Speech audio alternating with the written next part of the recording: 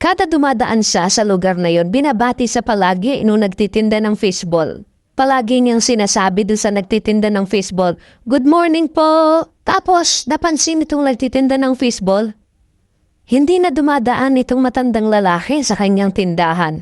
Alam niyo po, pinuntahan niya yung bahay ng matanda. Sabi nung anak, "Pasensya na po, pumanaw na po si tatay. Alam niyo po, maraming salamat po sa inyo." Sabi nung nagtitinda ng fishball, "Bakit? Palagi po kayong kinukwento ng tatay ko dahil unang-una naramdaman niya na mahal niyo rin siya." Mga kapatid, habang may oras pa, gumawa ka na ng mabuti. Hindi mo alam. Baka yung ginawa mong mabuti nung araw na yon ay huling paggawa mo lang ng mabuti. Kaya habang buhay pa tayo, gamitin natin ang bawat pagkakataon na maging pagpapala tayo.